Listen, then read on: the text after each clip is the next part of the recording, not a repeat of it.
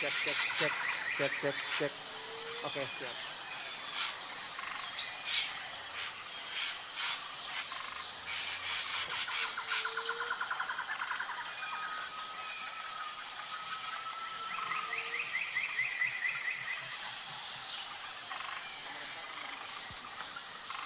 Hello, hello. 1 2 1 2.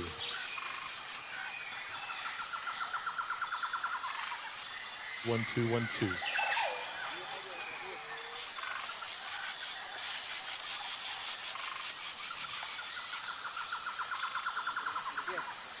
1 2.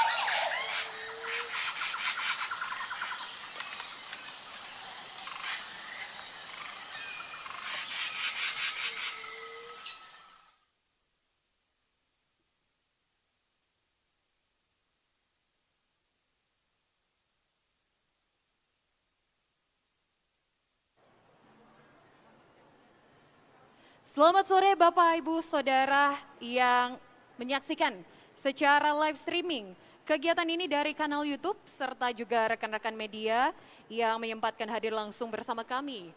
Serta Bapak Ibu Saudara pengunjung Asta 8 District 8 Senopati.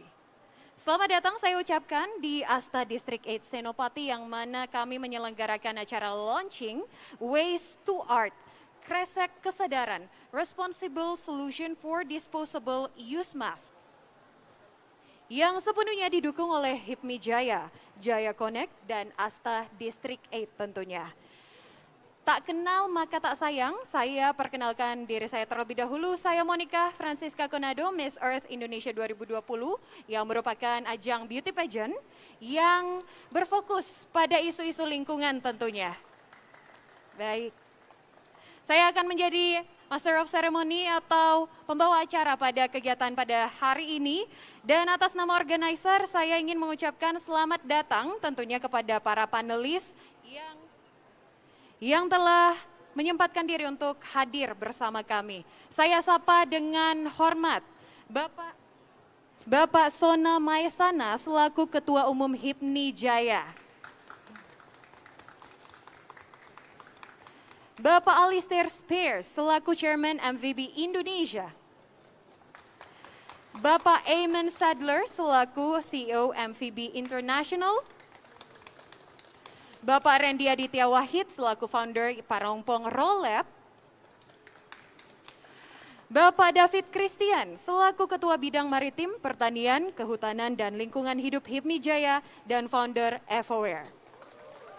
Dan tentunya last but not least, Bapak Nugi Nugraha selaku musisi dan aktivis lingkungan hidup.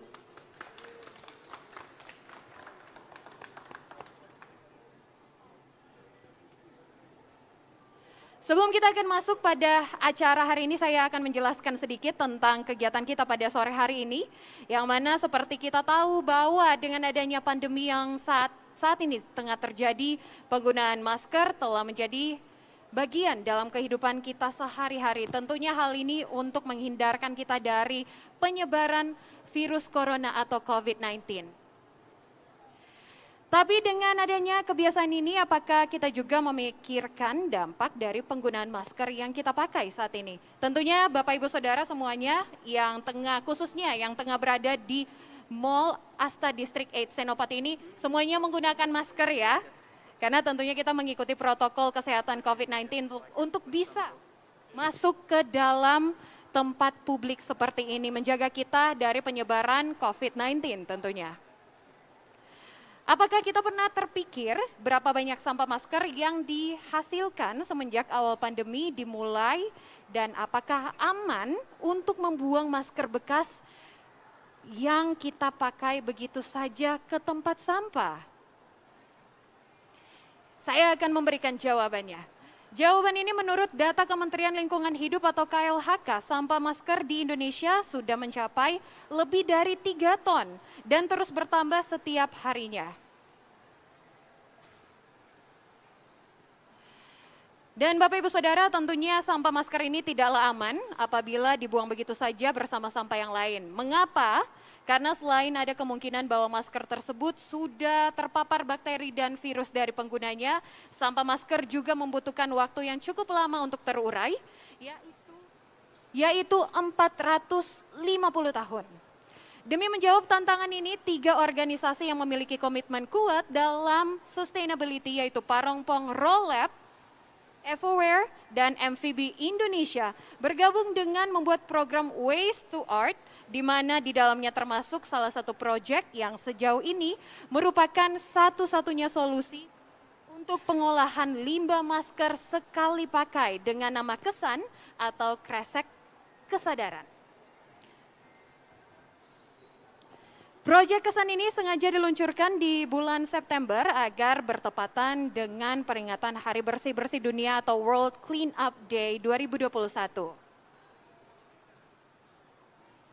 Kesan atau Kresek Kesadaran merupakan layanan pengolahan limbah masker sekali pakai dengan menggunakan teknologi hidrotermal yang memungkinkan untuk dilarutkan dan dibentuk kembali menjadi material bahan dasar untuk pembuatan furniture atau material bahan bangunan. Keren sekali bukan Bapak Ibu Saudara? Untuk lebih jelasnya nanti kita akan dengarkan langsung dari para panelis mengenai proyek Kesan kali ini. Dengan tagline Responsible Solution for Disposable Use Mask, mari kita dukung sepenuhnya proyek Kesan ini. Karena dengan menggunakan Kesan, selain membantu lingkungan, kita juga membantu usaha-usaha kecil, menengah, serta komunitas pengolahan sampah di Indonesia.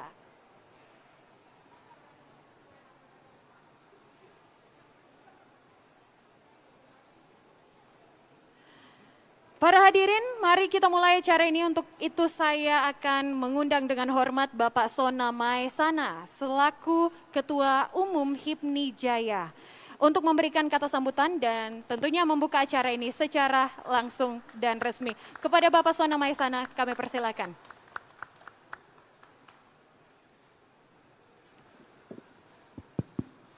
Tes. Baik, Assalamualaikum warahmatullahi wabarakatuh. Om Swastiastu, Nama Budaya, Salam Kebajikan. Terima kasih Mbak Monica. Pada sore hari ini saya diberikan kesempatan untuk membuka acara yang baik ini. Sebelumnya saya mau menyapa dulu para expert di bidangnya dan para inisiator dari gerakan ini. Tadi ada Mr. Alistair. Tadi sempat ngobrol bentar, ternyata kita punya kesamaan favorit kota ya Pak. Nanti kita lanjutin lagi ngobrolnya di sini. lalu ada Mr. Iman ya, selaku moderator, lalu ada Mas Nugi, Mas Randy, dan David.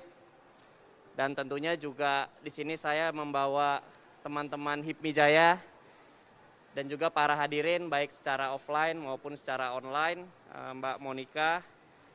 Mungkin saya hanya ingin memberikan sedikit background kenapa kegiatan ini bisa juga terselenggara. Jadi tadi Mbak Monica mengatakan siapa sih yang sadar atau siapa sih yang tahu bahwa selama ini sampah masker ini itu larinya kemana lalu pengolahannya gimana. Pertanyaan ini pun juga saya tanyakan waktu itu beberapa hari yang lalu ke David ya. Kita ngobrol, selama ini kan kita pakai masker, saya sendiri pakai masker, lalu habis itu saya robek, saya buang ke tempat sampah. Terkadang malah kita ngelihat banyak yang tidak dibuang di tempat sampah. Nah ini menjadi satu permasalahan atau menjadi isu, kira-kira ini penanganannya gimana sih? Lalu pengolahannya itu sama nggak sih dengan sampah yang lain? Barulah dijawab, dicari tahu bahwa selama ini ternyata banyak ini menjadi isu lingkungan yang baru dan sangat berbahaya karena sampah masker ini adalah sampah medis yang kategorinya itu bisa membawa virus juga dan lama didaur ulangnya. Nah oleh karena itu kita membentuk atau menginisiasi gerakan ini tentunya diinisiasi oleh HIPMI Jaya, oleh FOWare, lalu oleh MVB dan juga Parompong untuk bisa memberikan gerakan atau menginisiasi gerakan yang bernama kesan atau kresek kesadaran. Dari sini sebenarnya juga berangkat dari hitungan atau jumlah sampah medis yang ternyata sangat besar. Kalau dari diri sendiri kita aja, saya sendiri pakai masker medis ini atau masker ini sehari bisa 2 atau 3 kali. Bayangkan kalau jumlah penduduk Indonesia itu ada 250 juta, 100 jutanya aja memakai masker sehari 2 sampai 3 kali. Lalu itu berapa totalnya yang harus dikelola atau harus diolah. Nah, ini menjadi satu permasalahan yang kami sendiri dari HIPMI Jaya ingin membantu pemerintah dalam menangani masalah ini. Indonesia sendiri melalui pemerintah memiliki target sekitar 30% pengurangan sampah medis atau masker dan juga 70% penanganannya di tahun 2025. Tapi kalau kita semua hanya mengandalkan pemerintah tentunya mustahil target itu akan tercapai. Kami dari HIPMI Jaya, organisasi pengusaha muda terbesar di DKI Jakarta dengan usia lebih dari 40 tahun, dengan ribuan member yang bisnis anggotanya itu berbagai macam, bervariasi, salah satunya bisnis-bisnis yang sekarang fokus terhadap penanganan masalah lingkungan.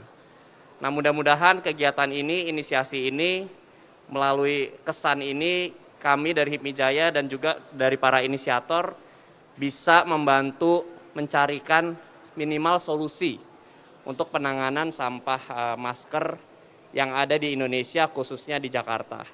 Dan tentunya HIPMI Jaya pun kita akan selalu mensupport, mendorong dan juga memberikan kontribusi terhadap gerakan atau kegiatan seperti ini. Nah, mungkin itu saja yang bisa saya sampaikan. Terima kasih. Mudah-mudahan kegiatan ini bisa memberikan manfaat dan juga bisa memberikan solusi untuk penanganan sampah masker ke depannya. Wabillahi taufiq wal hidayah. Wassalamualaikum warahmatullahi wabarakatuh.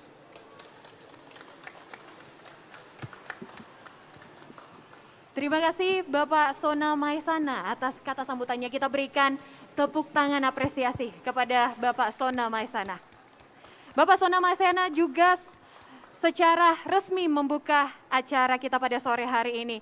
Para hadirin yang tengah menyaksikan kegiatan ini walaupun secara virtual melalui live streaming dan juga rekan-rekan media yang hadir secara langsung di lokasi dan juga Bapak Ibu Saudara pengunjung Asta Distrik 8 Senopati.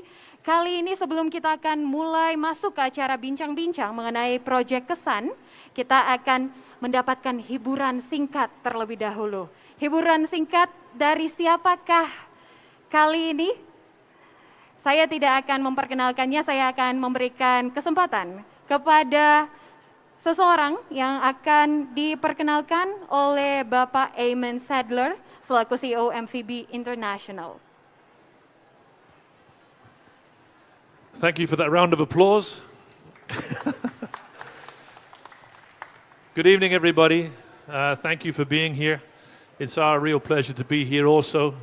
A few days ago, Alistair and I were talking, and we thought, what can we do to make this more interesting? What can we do to make this a bit more fun, to get people's attention?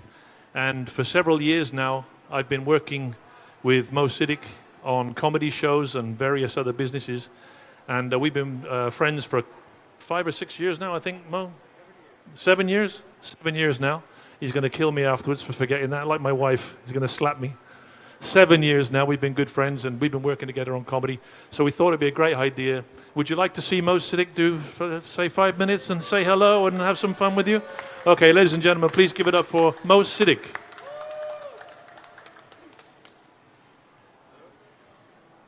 Halo, oke. Assalamualaikum warahmatullahi wabarakatuh. Hebat sekali ya pada inisiator ini. Gimana caranya supaya orang memperhatikan? Ini pasang bule aja 2 orang nih, jangan langsung jadi pusat perhatian. You don't understand this, right? Tidak mengerti. Oke, bagus. Halo, Mas Niji. Mas Giring. Mas Nugi. Saya ngefans. Waktu saya masih kurus dulu ya. Tapi kasihan, saya dulu ngefans sama Mas Nugi karena kasihan. Karena Mas Nugi itu kena tipu terus ya. Itu lagunya Tertipu.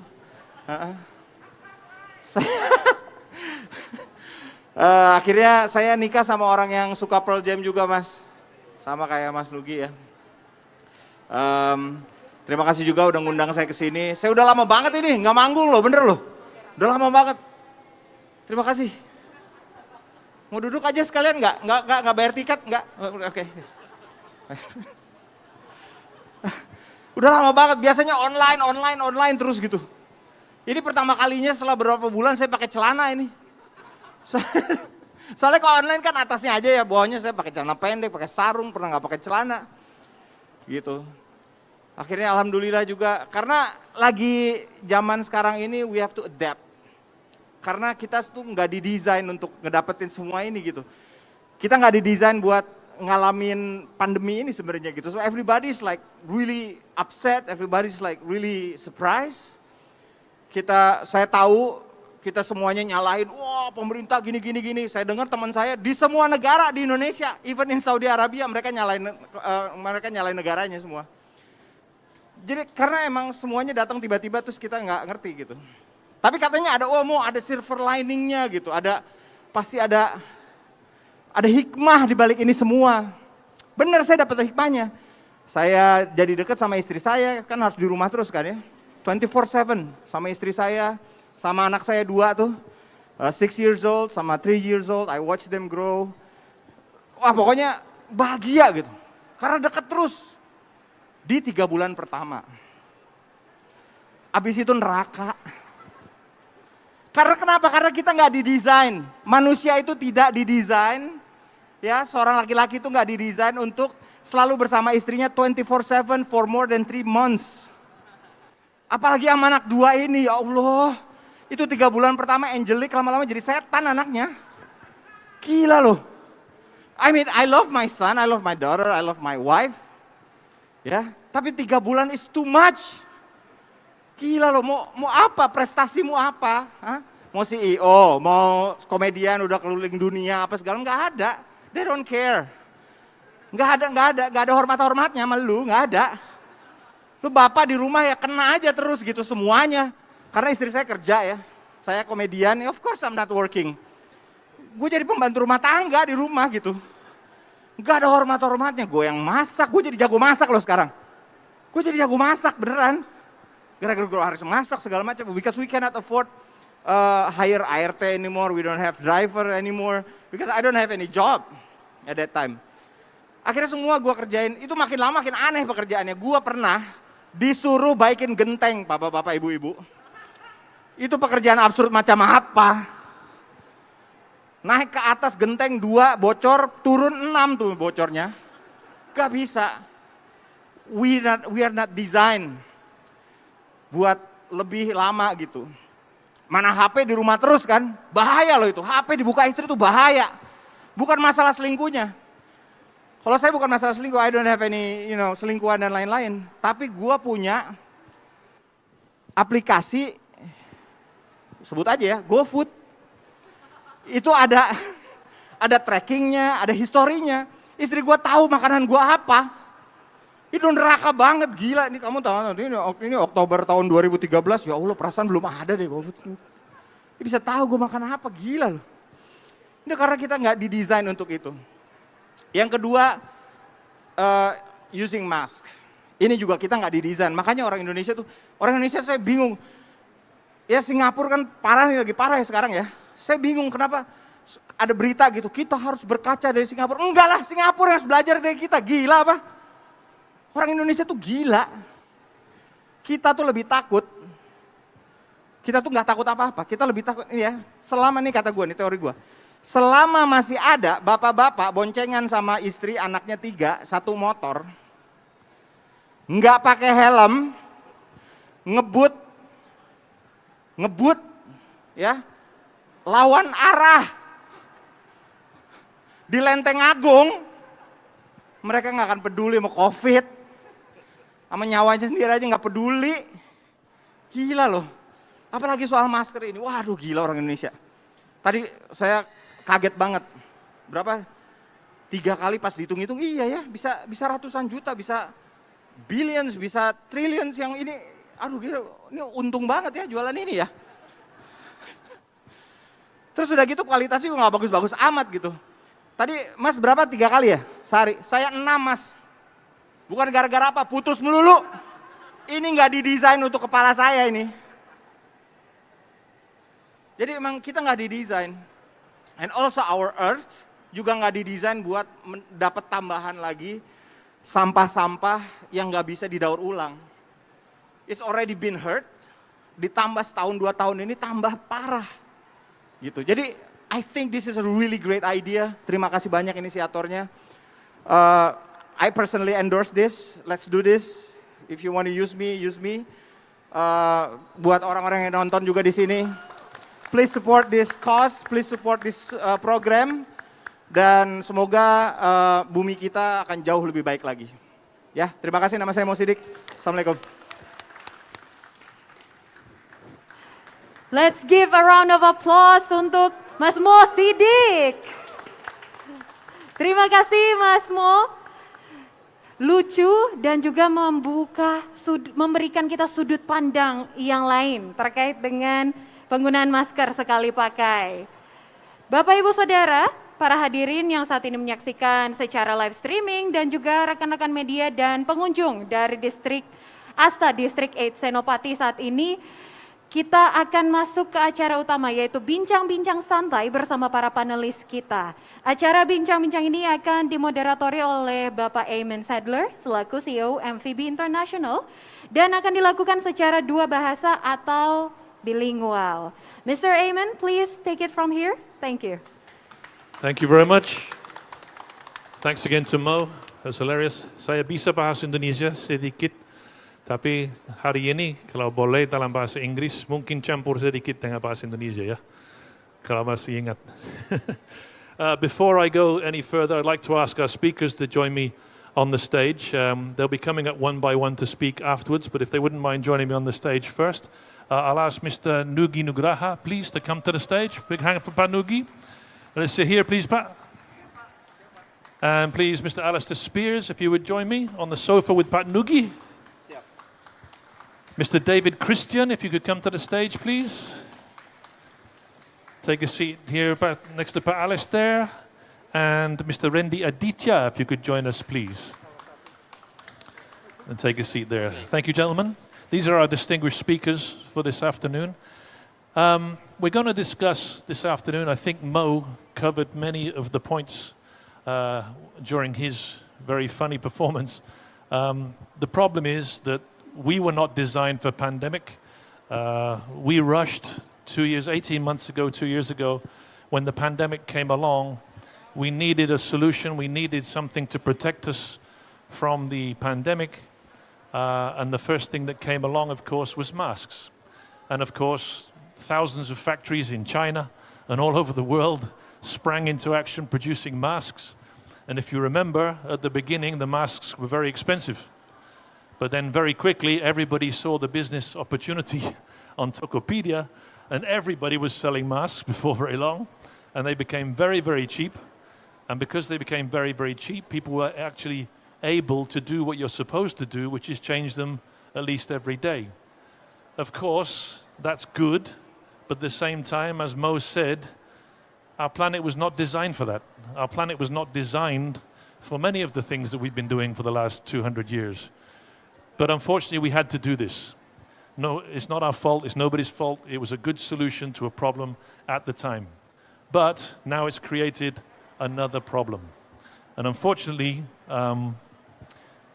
there's only one way we can solve this problem, and that's by even more inconvenience to us. Instead of throwing away masks into the regular trash, you'll see how today you will see how you can do something different with your masks when you've finished, and that will enable them to be recycled into something useful rather than fouling up the planet for the next 450 years. So I'd like to ask Mr. Nugi Nugraha to speak first. Pak Agustinus Gusti Nugraha, or better known as Nugi, is a pop singer who's also a social activist. His name began to be known through the song Good Friends, Tricked, Sparrow, Putri and the Tea Maker. Nugi's love for the environment is unquestionable. In mid-June 2009, together with the World Wildlife Fund, he launched RBT to support fundraising, which will later be channeled to a 50% donation. As an environmentalist, Nugi is actively involved in environmental NGOs, WALHI and WWF. Please welcome Nugi Nugraha. Terima kasih. Baru pertama kali lagu-lagunya disebutin pakai bahasa Inggris, lucu juga ya. Dan Lucu tipu ya, jadi bahasa trik Inggris ya. Jadi trik. Ya, ini sebuah hal yang pertama kali setelah pandemi ini berjalan kurang lebih 2 tahun, baru ada talk show yang membahas tentang satu item yang ternyata sekarang berdampak. Dan sebelumnya saya berdiskusi dengan beberapa teman-teman NGO dan juga teman-teman komunitas. Memang dari satu channel yang sering kita lewat di Jakarta, yaitu adalah Sungai Ciliwung. Di Ciliwung itu kita bisa lihat apa aja yang terjadi dengan perubahan peradaban. Dari mulai tahun 1960 sampai sekarang, dan ternyata yang terbaru ini memang masker menjadi salah satu banyak yang ditemukan di Sungai Ciliwung yang sangat menyedihkan, menjadi salah satu channel untuk sampah-sampah berkumpul. Dan ini yang fakta yang terakhir dari teman-teman kemarin. Kebetulan saya ikut tergabung dengan Gerakan Ciliwung Bersih karena memang di situ persediaan air minum untuk masyarakat DKI Jakarta dan sekitarnya yang paling signifikan. Kita ngelihat bahwa memang kenyataannya belum ada gerakan ataupun pemikiran dan juga solusi yang ditawarkan tentang masker. Dan ini seperti yang tadi Mo bilang, kita belum siap dengan segala macam perubahan ini, itu sangat benar. Tapi sekaligus juga harusnya juga sudah mulai ada antisipasi yang jauh-jauh belakangan sering dikumandangkan dengan teman-teman. Saya kenal dengan Pak Rongpong, juga dengan teman-teman dari EvoWare yang banyak menyediakan berbagai macam teknologi sebenarnya yang sifatnya lebih ramah dan lebih mudah diurai kalau misalnya tercecer di bumi pertiwi kita. Dan ini yang sampai sekarang endorsement ini yang belum saya rasakan ada, dan ini yang sangat saya pengen mengetuk setiap insan yang menurut saya mempunyai kontribusi besar, yaitu masyarakat kita, bahwa kalau kita nggak memulai memakai produk-produk yang benar-benar punya dampak ramah dan sustain terhadap lingkungan di sekitar kita, mulai dari air, tanah, udara, dan pepohonan, menurut saya akan menjadi sebuah bencana-bencana baru yang kita sendiri akan bilang, lah kita nggak didesain untuk ini, karena memang udah ada. Mungkin turunan dari masker kan pasti ada plastiknya juga, kan pasti ada talinya juga yang juga dari sintetis, itu udah ada dari dulu-dulunya sudah ada.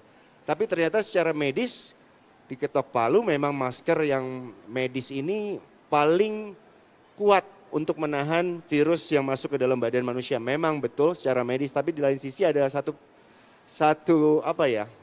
sisi yang mungkin kita harus diingatkan kembali setelah masker ini dipakai yang setelah 4 jam kalau nggak salah harus dibuang, nggak bisa dipakai lagi dan itu hasilnya ya akan menjadi limbah dan ini yang sudah kenyataan di depan mata. Saya sendiri di lingkungan rumah saya bisa ngelihat masker itu ada yang tercecer di tanah, ada yang di got, ada yang nyangkut di pohon dan menurut saya wah ini benar-benar mengerikan kalau terus-terusan terjadi seperti ini dan mari sama-sama kita terus berpikir untuk bagaimana cara merubah gaya hidup sih sebenarnya. Lifestyle is everything untuk menjawab ini semua. Karena kalau lifestyle kita masih terus-menerus mau mengkonsumsi yang sifatnya instan, yang sifatnya ya sorry to say praktik yang nggak pernah berpikir bahwa nanti juga ada yang ngurusin, selalu begitu kok. Otomatis ini akan terus berlanjut. Nanti habis masker mungkin nanti ada sesuatu lagi yang baru. Yang terus-menerus akan terjadi dan membuat kerentanan yang baru terhadap bumi kita yang makin hari makin kelihatan secara biologikalnya sudah menurun kualitinya dari udara, air, dan tanahnya yang menurut teman-teman yang ada di penelitian-penelitian di jauh dari Jakarta ya, yang ada di Kalimantan sendiri, nanti bisa tanya Monica, baru jalan-jalan dari Kalimantan kemarin pelepasan orangutan, bagaimana di sana juga mengalami hal-hal yang sangat rentan terhadap habitat-habitat itu. Kenapa? Jadi apa yang ternyata dilakukan masyarakat perkotaan dengan kegiatan pandemi ini akan berdampak juga panjang ya ke arah sana yang jauh mungkin ratusan kilometer, ribuan kilometer dari kita. Dan ini yang menurut saya memang harus selalu saya mengajak, cobalah kita rethink. Ini gerakan yang saya sama David juga sama Pak Rongpong mengajak orang untuk rethink, untuk berpikir ulang sebelum kita menggunakan apapun yang secara modern dianggap praktis, yang secara modern dianggap tidak ngerepotin, tapi sekali lagi coba kita berpikir ulang kembali. Hari ini saya nggak pakai masker medis karena saya juga merasa masker medis itu saya pakai kalau saya berkendara di sepeda sangat tidak mumpuni karena dia tidak bisa breathable dan buat saya sangat mengganggu dan akhirnya saya pakai masker yang bisa saya pakai terus-menerus dengan cara mencuci dengan antiseptik yang ada di rumah walaupun bagaimanapun tetap ada sebuah kesadaran bahwa saya pengen mengurangi pemakaian masker sekali pakai buang itu bagaimana caranya. Ada yang ngomong, Gi, tapi kan masker itu nggak medis. Benar, memang bukan masker medis, tapi buat saya gerakan manusia bergerak itu juga salah satu gerakan medis ya. Jadi bukan cuma hanya pertahanan, tapi juga kalau kita nggak bergerak dengan keringat, dengan segala macam olahraga itu juga digalakan. Sekaligus kita mengeluarkan detox racun-racun dalam badan kita. Jadi hari ini kita sama-sama akan mendengarkan sebuah perjuangan baru. Karena Pak Rongpong tadinya bergerak di puntung-puntung rokok, yang itu juga udah keren banget. Sekarang beliau ini menurut saya harusnya udah menjadi salah satu petinggi yang ada di negara ini untuk mengetok palu. Ini selalu ada solusi kalau kita mau, tapi solusi nggak akan terjadi apa-apa kalau tidak ada konsumsi dari masyarakat itu sendiri. Apa yang ditawarkan sama Pak Rongpong menurut saya harus disupport dengan dibeli hasil-hasilnya supaya terus bisa circle. Kalau enggak akan terjadi apa-apa. Jadi buat saya, yuk kita sama-sama berpikir ulang, rethink, kemudian merubah cara pandang kehidupan sehari-hari kita dengan mengkonsumsi hal-hal yang sifatnya lebih sustain. Bukan sekali pakai buang. Dan ini yang menurut saya mau itu masker sekarang, atau zaman dulu adalah sedotan, sebelumnya juga ada botol plastik, tas kresek, dan segala macam. Itu makin lama kelihatan kok dampaknya yang tidak baik. Kalau sekarang kita sudah mempunyai masalah baru lagi, item baru yang menurut saya tadinya nggak sempat kepikiran. Mungkin waktu zaman tahun bertemu sama David, sama Pak Rongpong, kita nggak pernah mikir orang akan ngomongin masker sebagai salah satu limbah, karena memang nggak pernah kita pakai. Dan ternyata itu terjadi sekarang. Ini artinya apa? Peradaban selalu akan mendapatkan respon dari Mother Earth ini bahwa, peradaban, kamu sudah memberikan saya sebuah limbah yang baru yang mengakibatkan kalian sendiri akan kehilangan resources yang berguna untuk kehidupan kalian. Dan ini sore hari ini saya sangat senang bisa diundang, ketemu dengan orang-orang hebat dan inspiratif. Moga-moga kita sama-sama bisa diskusi. Ini pandangan saya. Kalau mau melakukan harus dari sekarang, mulai sekarang berubah perilaku, rethink kembali apa yang kita lakukan sehari-hari dari bangun tidur sampai tidur lagi. Karena itulah yang berdampak nantinya sama yang namanya daya hidup bumi pertiwi kita tercinta ini. Terima kasih. Thank you, Pak Nugi. Sama. Every so often you meet someone who's very passionate about what they do, and it's very clear to see you're very passionate. Thank you for that, Pak Nugi. I'm standing up because I know that our next speaker is not going to sit down and speak. In fact, I've never seen him sit down and speak. I've known our next speaker for 30 years, I believe. I came to Indonesia, saya sudah 30 tahun tinggal di Indonesia. Dan hanya satu orang yang tinggal di Indonesia, yang foreigner, yang orang asing yang tinggal di Indonesia lebih lama dari saya, itu yang ini.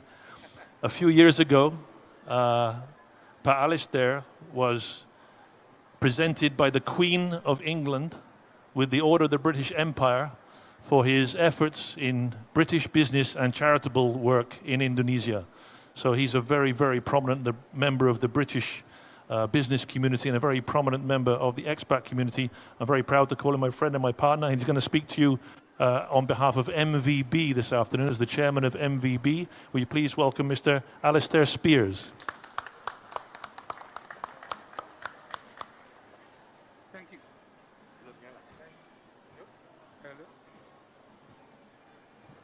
Thank you, Eamon, and please excuse me for standing up and juga barangkali saya presentasi dalam bahasa Inggris juga sebab ini teman-temannya nanti bahasa Indonesia, so saya kita bikin perubahan aja, okay? Why are we here? It's such a shame we have to be here. It's such a pity we have to be here. Such a pity we have to be responsible. Such a pity we have so many problems. But you know whose problems these are?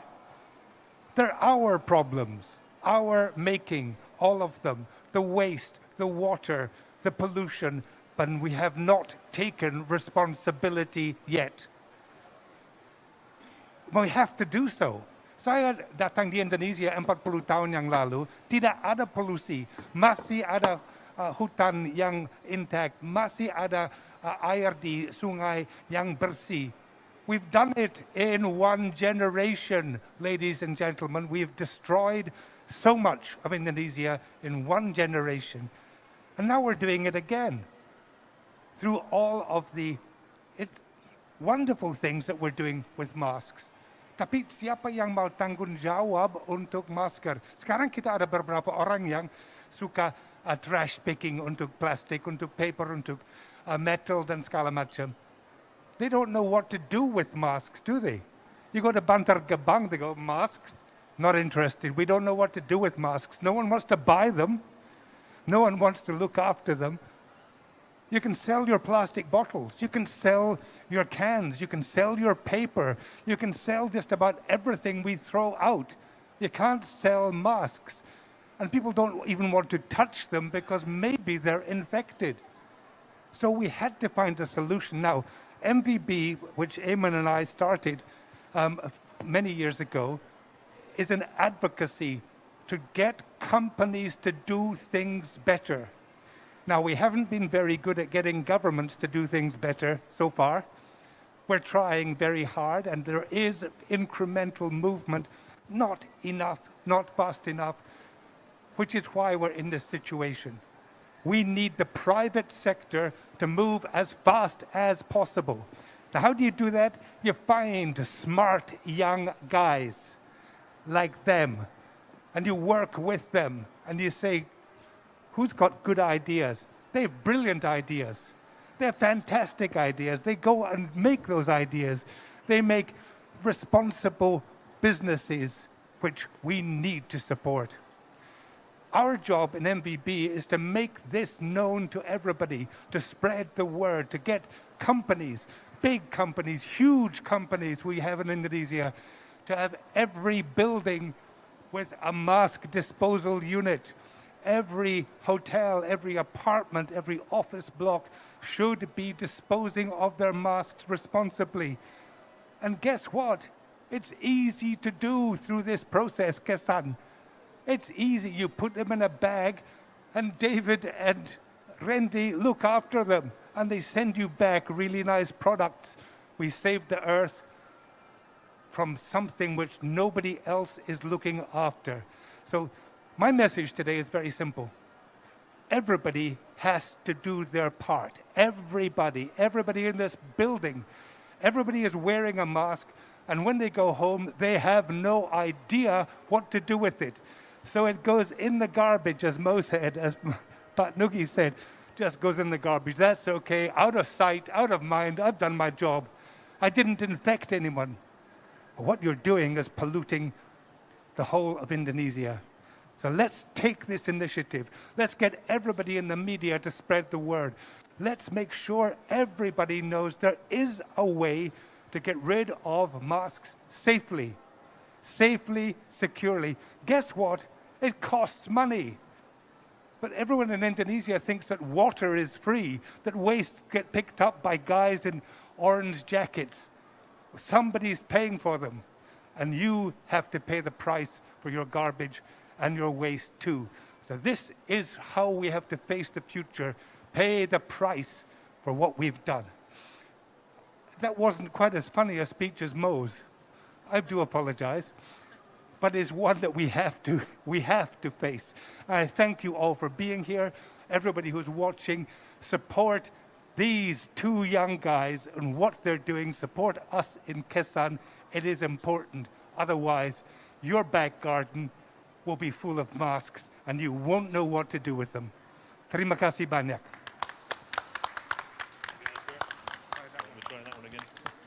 Thank you, Alistair. I think it's fair to say that the situation we find ourselves in is not anyone's fault. I mean, we didn't know 100 years ago we were doing the damage to the planet that we are doing. We didn't know that. We just thought cars were a good idea and the factories were putting out plastics, and we thought that was a great idea, and nobody knew. But now we're more educated, now we know more, and it's time to change our behavior. And I think it's true to say when the pandemic came along, all of us, for the first time in our lives, were wearing masks. And we didn't know that when we put them in the trash that they wouldn't go away for 450 years. We didn't know that.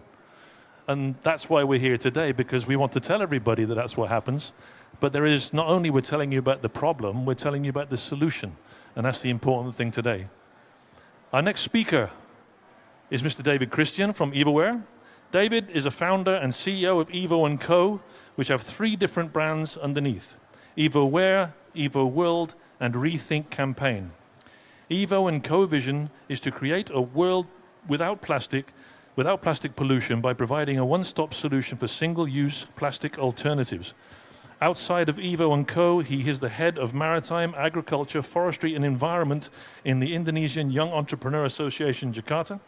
He is also a co-founder and chairman of Terra Bipro, a social enterprise that's focused on an environmental management system. In 2020, David listed as Forbes 30 under 30 in Indonesia and Asia. With this position, he hopes to inspire and engage other people to be more sustainable. Please give it up for David Christian. Thank you, Iman, for the introductions. Actually, I'm a little bit confused what am I going to speak. I think Mas Nugi and Mr. Alistair udah banyak menyampaikan apa yang pengen disampaikan juga sebenarnya. Mungkin gue lebih menyampaikan dari, saya mau lebih menyampaikan juga dari HIPMI ya, kan kebetulan saya di HIPMI juga sebagai Kepala Bidang Lingkungan Hidup yang dipercayakan oleh, tadi ada Ketua Umum Sona Maisana juga. Nah, sebenarnya ada suatu kesenangan tersendiri juga ya ketika berbicara dengan HIPMI, karena HIPMI kan Himpunan Pengusaha Muda Indonesia, di mana anggotanya tadi sudah disebutkan oleh Ketua Sona itu paling banyak di Jakarta yang di bawah umur 41 tahun kayak gitu. Dan sangat penting sekali juga sebenarnya dari pengusaha terutama karena pengusaha itu juga bisa membuat suatu perubahan juga kan ketika kita memakai masker, kita bicara masker kan karyawan-karyawannya ketika kita punya suatu bisnis, kita bisa membawa karyawan-karyawan kita untuk lebih peduli lingkungan juga. Pasti kan sekarang semua pakai masker gitu kan. Kalau kita bisa membawa satu organisasi sebesar HIPMI, di mana ketika saya berbicara dengan Ketua Umum Sona juga, dia sangat merespon sangat positif. Jadi sebagai organisasi pengusaha, kita juga ingin mensupport juga program ini. Selain saya sebagai FOWare juga sebenarnya pastinya, itu sangat bagus dan I'm very happy for it. I'm very happy dan saya sangat berharap juga kedepannya bisa berkolaborasi juga dengan lebih banyak anggota HIPMI Jaya lainnya untuk program kesan ini dan juga untuk program-program lainnya yang nantinya tetap berhubungan dengan lingkungan gitu. Jadi karena bisa jadi jangka panjang, nggak cuma jangka pendek atau seremonial saja kayak gitu. Dan dari saya sebagai FOWare sendiri juga, jadi FOWare kita memang berfokus untuk menggantikan, untuk menyediakan alternatif pengganti plastik sekali pakai.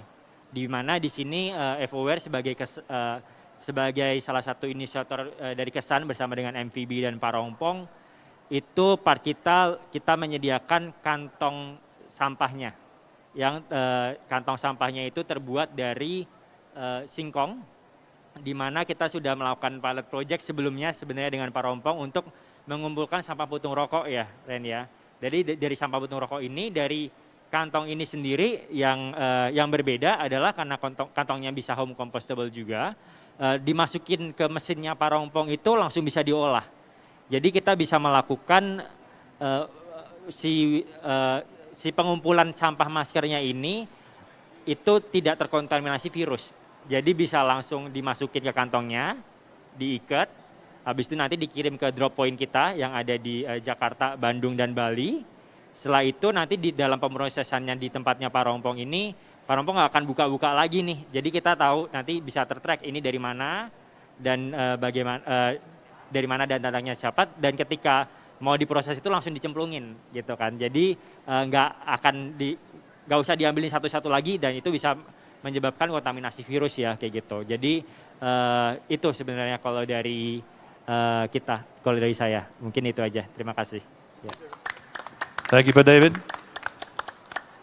Our next speaker is Mr. Rendi Aditya Wahid. He is an Indonesian researcher, architect, and entrepreneur. He is mostly known as the founder of Parompong Rawlab, CEO of Raw House, founder of Tokopong Corp, co-owner of Burgreens Bandung, general manager of Rumah Strawberry Resort and Organic Farm. How do you find time to be here? Wow. Since 2016, Rendi has been teaching a business class for young designers at a private university, founded his waste management company in 2017, and he is actively investing in sustainable business. He truly believes in people, planet, and profit, the three bottom pillars of sustainability. He's currently the chairman of International Conference of Village Revitalization and an active partner of Sustainable District Association or Lingkar Tumu Kabupaten Lestari. In 2021, he's supporting Concha Concrete Lab as their CFO. Wow, even more roles. On the weekend, he's a full-time father. On the weekend only, right, I can tell. Organic farmer and maker in Parompong Village, West Java, Indonesia. Please give it up for Aditya Wahid. Thank you. Thank you very much for everyone for your kind support for this Kerasa Kesadaran. As brief before, I will speak in bahasa. Jadi senang sekali apa yang saya dan David pikirkan jam 11 malam waktu itu ya. Kita teleponan terus kayak kira-kira gimana ya supaya orang mau memikirkan tentang sampah masker yang sebetulnya 2,8 juta terbuang setiap menit. Dan benar tadi kata Mas Nugi, setelah 2 tahun pandemik baru ada nih gagasan pertama yang menyeluruh end to end yang bisa sustain. Karena selama ini pengolahan sampah residu itu butuh dana dari luar, apakah itu grant, apakah itu funding, apakah itu CSR. Yang ketika dana itu selesai, programnya pun selesai. Padahal kita setiap hari pakai masker. Jadi ketika saya lebih fokusnya ke how, bagaimana cara kita, ada 3 pertanyaan penting yang harus kita jawab. Bagaimana cara mengolahnya? Parompong punya sebuah teknologi yang namanya hydrothermal, yang tadi sudah sekilas dijelaskan sama David, yang akan menjamin bahwa produk-produk ini tidak akan berakhir ke TPA. Karena kami percaya tidak ada yang namanya sampah, yang ada adalah material yang belum tervitalisasi. Lalu wattnya itu oleh David dan Evoware, kita pikirkan medium apa yang paling cocok untuk membuat produk ini aman dikoleksi dari masyarakat, dengan tidak membuat dia terbuka sama sekali, dia airtight, dari pertama kali teman-teman mengirimkan dari rumah masing-masing sampai ke recycle center kami. Yang paling penting tapi hari ini, dan kami berdua sangat bangga dan senang sekali disupport oleh MVB, karena MVB punya why-nya. Kenapa ini harus kita lakukan? Jadi why, what, dan how ini adalah 3 pertanyaan besar yang selama ini selalu menghantui proses pengolahan sampah residu. Karena sesuai namanya, ketika organik bisa dikompos, ada manfaatnya. Ketika anorganik bisa didaur ulang, memiliki nilai ekonomis. Residu itu tidak keduanya, tidak bisa dikompos dan tidak bisa dimanfaatkan lagi secara ekonomi. Sehingga ketika saya memulai pengolahan sampah residu berbasis desa yang namanya Parompong, kebetulan saya tinggal di Parompong, yang artinya dalam bahasa Sunda artinya kosong sama sekali. Kami mau membuat habitat mandiri lestari bebas sampah pertama di Indonesia di tahun depan, karena waktu saya buat Parompong di 2017 saya nggak nyangka ada pandemik. Ternyata saya tinggal punya waktu 1 tahun lagi menuju mimpi saya, dan 2 tahun itu lewat begitu aja, karena tiap hari kita di rumah ya.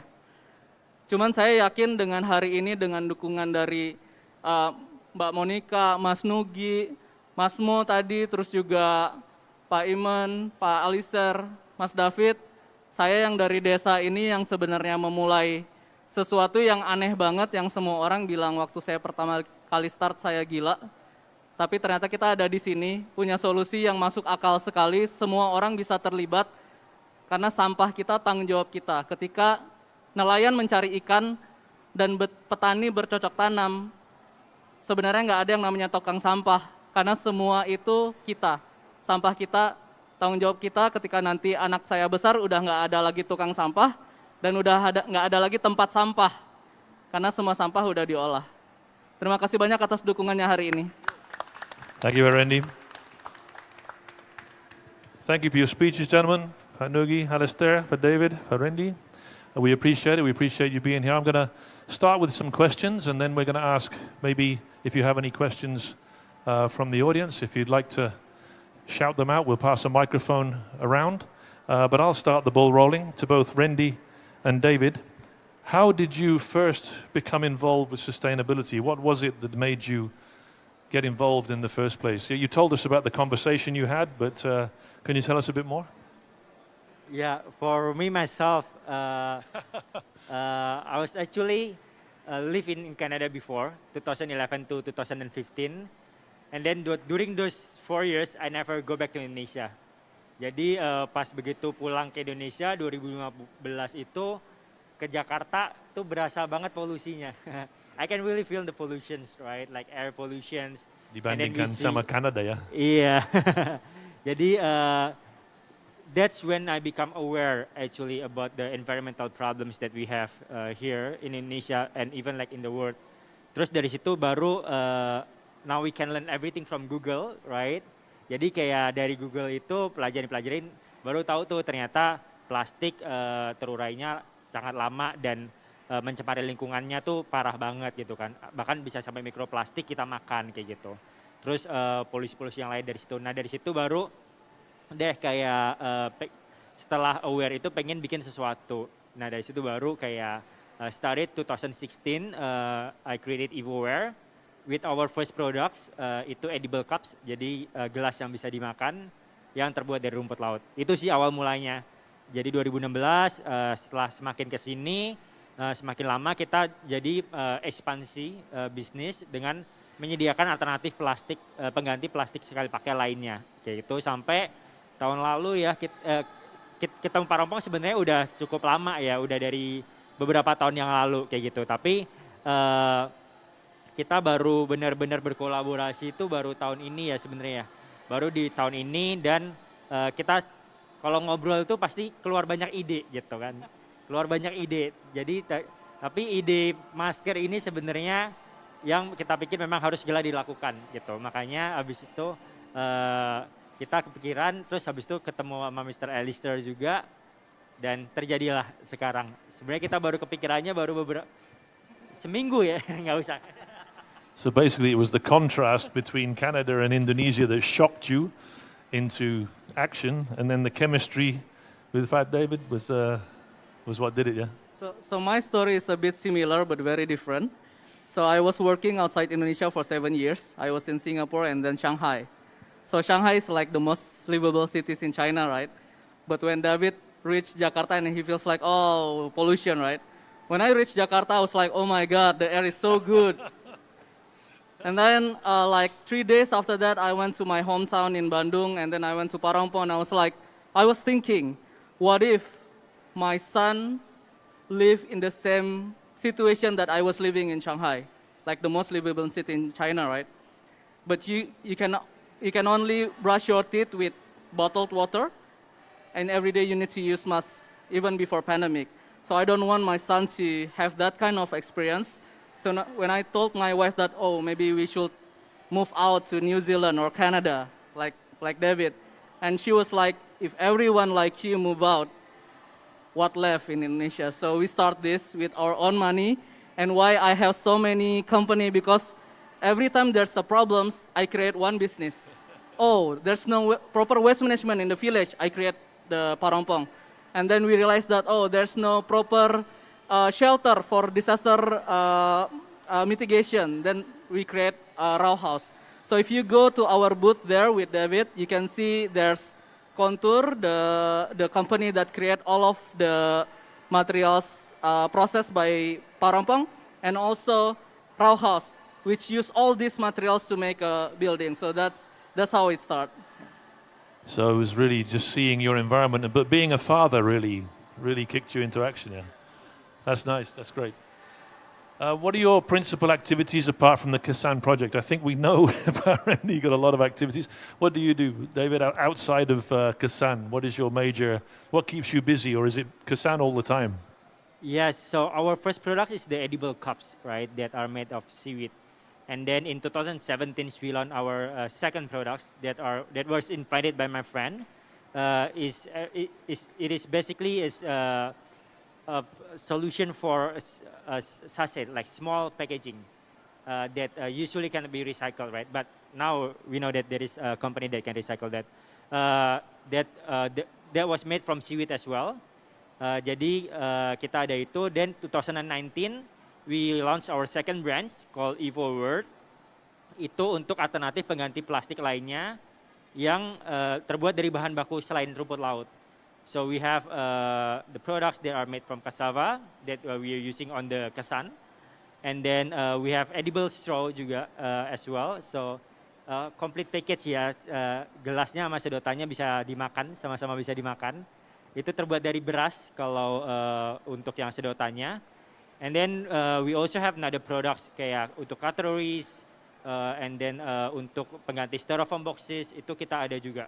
Dan selain itu memang kita juga berkomitmen juga untuk meningkatkan awareness dan edukasi. Dari situ kita buat kampanye namanya Rethink Campaign yang tadi sudah sempat disebutkan juga sama Mas Nugi. Dan Mas Nugi juga kita sebenarnya bareng-bareng juga bikin Rethink Campaign sama Mas Nugi.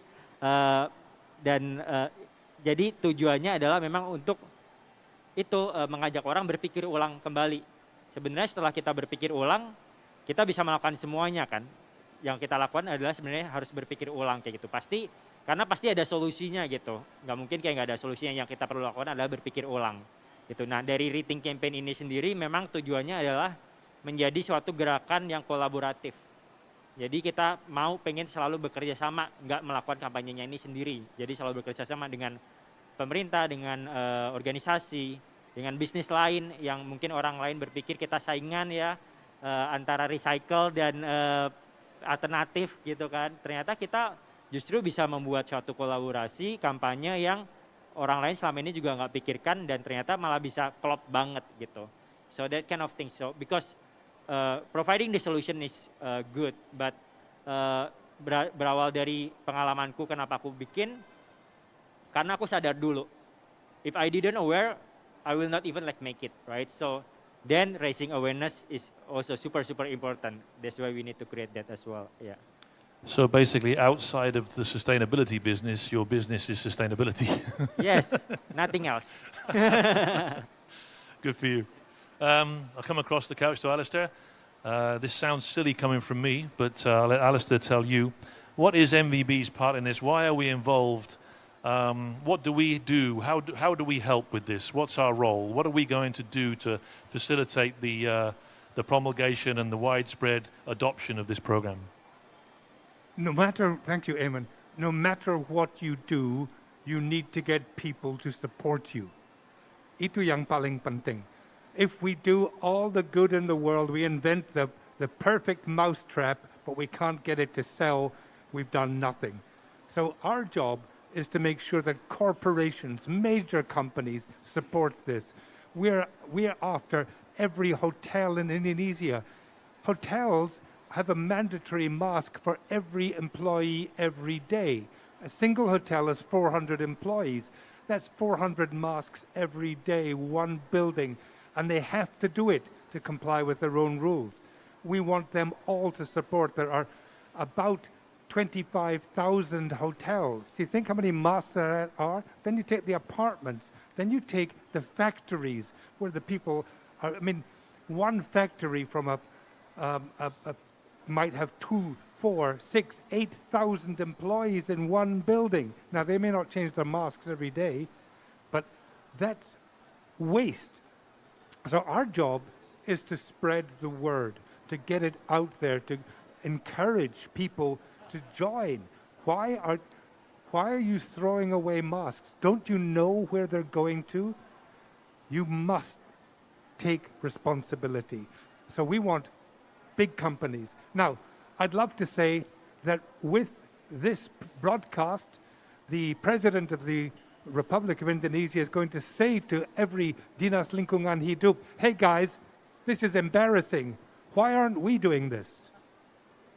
Can't we get everybody down to Kabupaten level to actually do this? Why are we leaving it to the private sector? Isn't this our job? Then we can all go home, right? But it's not going to happen tomorrow, so we have to do it today. We have to show it can be done and move it forward and bring in more and more partners. You know what works in this is partnerships. We are just a partner. We've now got a new partner who's going to sing and make us all much better recognized, because we need awareness, as Mas Randy said, as Mas David said, awareness. Our job is awareness. And my job as the stupid bully is to bully people into doing it, because we want people to stand up and take notice. Yeah. So we are basically the marketing and PR arm, if you like. Get the message out. Marketing and PR, that's what I meant, not bullying. No, sorry. not bullying. Pak Nugi, you're obviously very passionate about this. You've obviously put a lot of effort and time into it.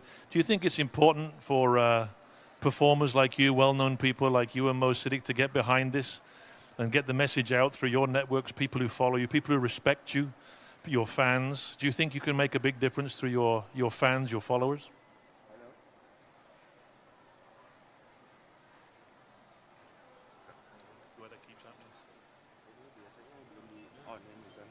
Cek, ya, oke. Pertanyaan Mr. Aiman cukup lumayan nggak gampang untuk dijawab, karena apa sih sebenarnya tugas saya dengan semua problematik dengan masalah lingkungan hidup? Saya sendiri kadang-kadang masih bertanya apa yang bisa saya lakukan sebagai musisi, tapi dari tahun 98 sampai sekarang, tugas yang saya terus tanyakan sama diri saya sendiri adalah apa sih yang bisa saya create dari hasil karya seni saya, kemudian saya amplification dengan media saya dengan album, kemudian amplification lagi dengan event-event yang saya geluti sebagai volunteer dari NGO, community, maupun juga dengan kegiatan saya sendiri dengan bertemu dengan berbagai macam kalangan. Salah satu yang saya rasakan adalah saya mempunyai akses yang mungkin lebih luas ya, dari mulai ya RI 1 sampai ke teman-teman yang ada di lapangan dengan indigenous people yang benar-benar dari suku-suku pedalaman di Indonesia. Dan menurut saya disitulah banyak sekali kearifan-kearifan yang saya ambil sehingga akhirnya saya bagikan passion saya ini lewat semua media yang saya wawancara di majalah maupun di video di YouTube, di TV dan segala macam. Dan hasilnya kalau dilihat tadi misal ditanya apa yang diharapkan terjadi pada perubahan masyarakat, jujur karena memang saya volunteer dari kegiatan lingkungan hidup ini dari tahun 98, saya ngelihat significantly very enlightening gitu. Bahwa ternyata dari tahun 98 sampai sekarang banyak sekali perubahan-perubahan walaupun mungkin bukan dari saya sendiri pribadi, tapi mulai muncul ada segala macam kegiatan dan segala macam solusi, segala macam personal yang benar-benar membawa satu pemikiran-pemikiran yang mengarah kepada kehidupan yang harmonis antara manusia dan alam. Kalau boleh tanya nanti cerita saya ketemu sama David sendiri pun saya nggak kenal sama dia sama sekali karena dia ada di belahan dunia yang lain dengan pekerjaan yang sangat very different. Tapi entah kenapa, pas saya ketemu saya juga jujur saya bertanya, kamu masih sangat muda, terus kenapa kamu tertarik? Terus dia bilang dia sempat tanya-tanya ke orang siapa sih figur yang bisa diajak ngobrol, terus bisa diajak kolaborasi untuk mempromosikan kegiatan-kegiatan lingkungan dan produk-produk yang berhubungan dengan lingkungan dari FOWare dan segala macam. Ternyata jawaban yang datang ke David adalah nama saya. Saya sendiri juga nggak tahu kenapa nama saya yang kemudian ada ditaruh di sana. Mungkin karena saya tua juga kali ya. Kalau dari tahun 98 sampai sekarang saya ada di wilayah ini, saya sendiri juga nggak tahu. Yang pasti saya hanya menjawab sebuah panggilan yang terus-menerus ada di dalam diri saya. Dari mulai semenjak saya SD sampai SMP, SMA, kuliah, kemudian jadi musisi dan kemudian jadi bapak. Panggilan negeri ini, Ibu Pertiwi ini buat saya sangat kuat. Apalagi setelah saya ngalamin sendiri pertemuan-pertemuan dengan suku-suku budaya dan segala macam keanekaragaman hayati yang ada di wilayah ini. Dan menurut saya kayaknya menjadi sebuah kewajiban yang dalam tanda kutip tidak harus dipaksakan buat saya melakukan sesuatu. Kolaborasi dengan teman-teman dari NGO dari luar negeri, dari Indonesia, inventor-inventor dan berbagai macam itu luar biasa. Dan makanya tadi kalau Pak Iman bilang saya passionate karena begitu banyak informasi yang sudah saya tangkap dari tahun dulu sampai sekarang. Hey guys, ini udah ada di depan mata. Kenapa sih kalian nggak mau pilih? Kenapa sih kalian harus milih yang lebih banyak dampaknya terhadap limbah? Let's say about bicycling. Dari dulu sampai sekarang, kemudian pandemi meningkat menjadi sebuah kegiatan yang dianggap solusi untuk menjaga imunitas. Sekaligus ternyata ramah lingkungan. Tapi menjadi hanya sebuah tren. Saya takutnya semua kegiatan lingkungan hidup ini kalau diarahkan ke arah tren, karena tidak ada support yang tadi dibilang sama Mr. Alistair itu benar sekali. Karena kalau nggak ada support dalam arti yang benar-benar mengamplifikasi penemuan-penemuan yang sifatnya ramah lingkungan ini, kita akan terus tergerus sama penemuan-penemuan yang sifatnya lebih populer dan tapi mempunyai dampak yang lebih nggak bagus terhadap bumi ini. Dan ini kenyataan di depan mata kita. Sekarang kita bertanya, kalau misalnya ada bahan bangunan yang berhasil dibikin Parongpong menjadi sebuah alternatif yang long lasting dan sekaligus menjadi solusi untuk limbah masker kita mau beli apa enggak? Kan itu. Gimana caranya mau beli? Pasti pertamanya dianggap mahal. Karena jarang yang make. Tapi begitu udah menjadi support tadi dari Ya, mimpi saya sih dari government, dari top ketok palu, semua bahan bangunan harus pakai produk recycle dari masker ini. Itu mimpi besar saya. Ya udah, bisa terjadi. Kalau ini tugas saya seperti itu. Saya mungkin dianggap beberapa wilayah orang ada yang dianggap militan, saya keras, saya juga. Tapi sekaligus saya cuma jujur, saya nggak jualan apa-apa di sini. Saya cuma menjadi diri saya sendiri sebagai manusia Indonesia yang membawa sesuatu yang sifatnya kemudian ada orang ngomong inspiratif lah, apakah itu mengajak menjadi contoh. Saya nggak ada pikiran apa-apa, yang penting buat saya benefitnya seperti yang dirasakan Pak Randy. Nanti anak-anak saya nggak ngerasain seperti yang susahnya seperti saya sekarang. Akan lebih kondusif situasi masyarakat peradaban dengan isu-isu lingkungan hidup karena memang udah ada regulasi, udah ada industrinya, udah ada amplifikasi yang kuat sekali bahwa kamu nanti harus ada benar-benar ada penegakan hukum yang sampai sekarang memang masih sangat harus digedor-gedor terus tentang dampak perubahan gaya hidup manusia di peradaban ini dengan lingkungannya, dan ini yang terus-menerus saya dengan giat pengen ada di sekitar teman-teman yang hebat-hebat ini. Gitu, Mr. Amin. Thank you, Pak. Jadi ini baru bisa di-recycle, tapi bentuknya tetap sama ya? I'm sure it's just a demonstration model. We have a question from YouTube, from Cecilia Mediana, watching on YouTube. Thank you for watching, Mediana. This is for David and Randy, obviously. Tolong jelaskan cara kesan program dan hasil penjualan kesan bagaimana? Very good question. Thank you.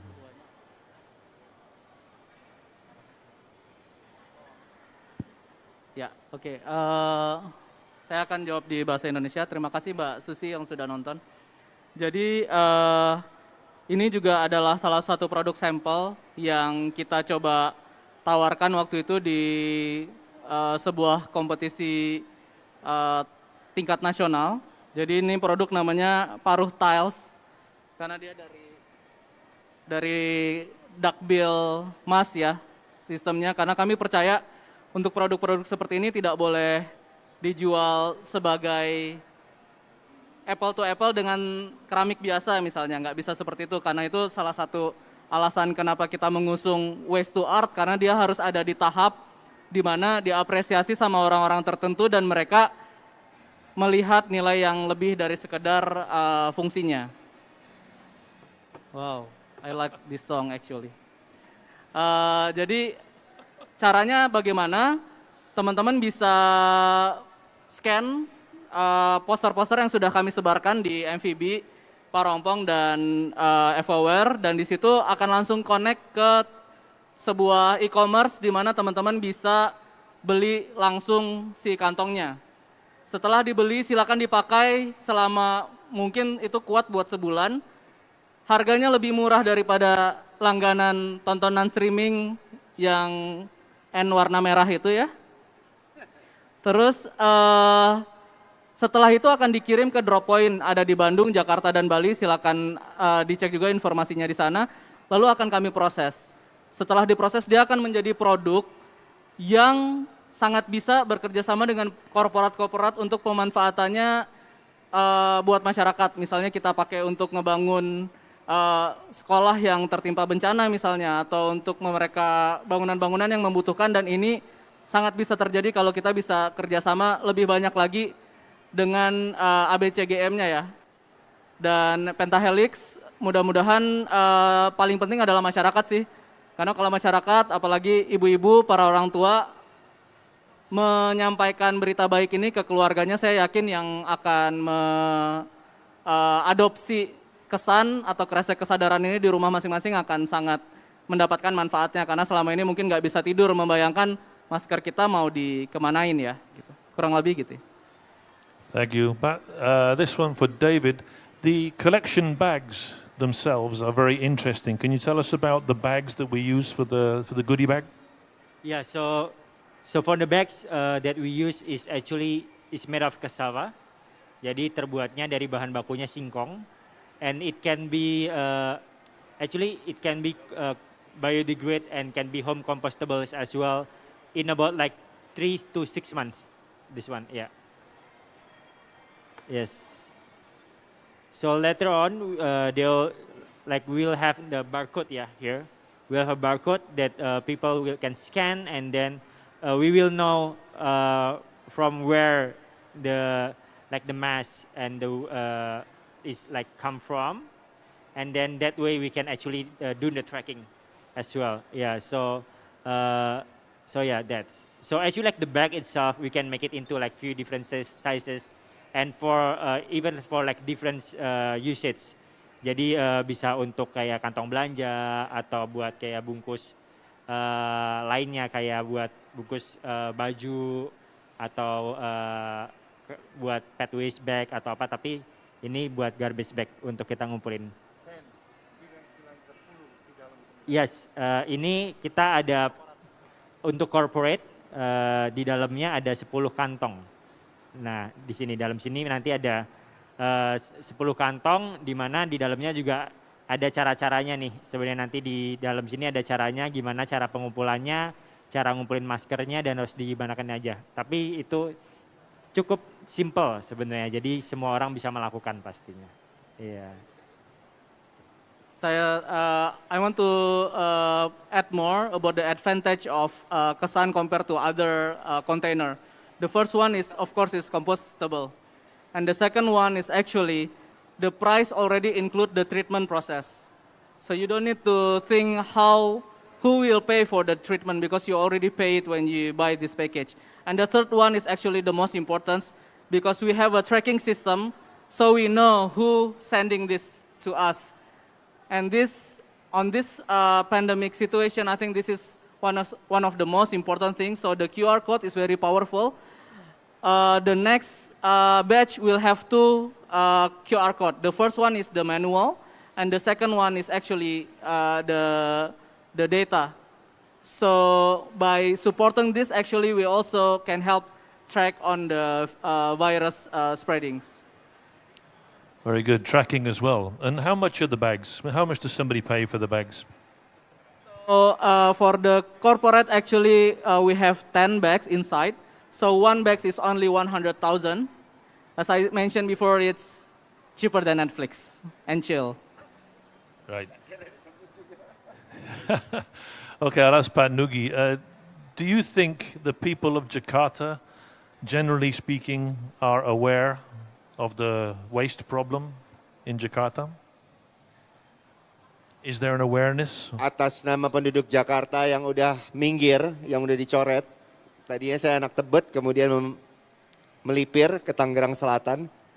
Saya bilang kalau awareness penduduk Jakarta dari saya kecil sih sangat luar biasa ya. Dalam arti mengerti tentang keberadaan kalau dia let's say buang sampah sembarangan, nanti akan berakibat sama gotnya mancet. Itu ada di depan mata. Cuman mungkin yang